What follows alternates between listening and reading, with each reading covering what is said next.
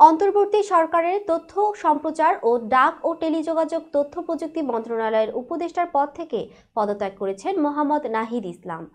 মঙ্গলবার দুপুরে প্রধান উপদেষ্টার কাছে তিনি পদত্যাগপত্র জমা দেন। পদত্যাগপত্রে নাহিদ ইসলাম লেখেন, মহোদয়, আমার সশ্রদ্ধ সালাম গ্রহণ করুন। প্রথমেই আমি জুলাই গণ অভ্যুত্থানে শহীদ ও আহত সহযোদ্ধাদের শ্রদ্ধা ভরে স্মরণ করছি। রক্তক্ষয়ী গণ অভ্যুত্থানের পরে ছাত্র জনতার আহ্বানে সাড়া দিয়ে পরিবর্তিত নতুন বাংলাদেশ বিনির্মাণের দায়িত্ব গ্রহণ করার জন্য আপনার প্রতি অশেষ কৃতজ্ঞতা।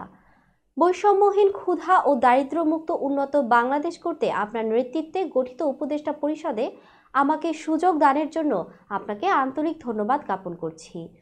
তিনি লেখেন, গত ৮ আগস্ট শপথ নেওয়া উপদেষ্টা পরিষদে আমি ডাক, টেলিযোগাযোগ ও তথ্য প্রযুক্তি মন্ত্রণালয় এবং তথ্য ও সম্প্রচার মন্ত্রণালয়ের দায়িত্ব পাই। নানামুখী চ্যালেঞ্জের মধ্যেও আপনার নেতৃত্বে দায়িত্ব পালনে সদা সচেষ্ট থেকেছি। কিন্তু বর্তমান প্রেক্ষাপটে দেশ ও জাতির বৃহত্তর স্বার্থে আমার ছাত্র জনতার কাতারে উপস্থিত থাকা উচিত মর্মে আমি মনে করি। ফলে আমি আমার দায়িত্ব থেকে ইস্তফা দেওয়া সমীচীন মনে করছি।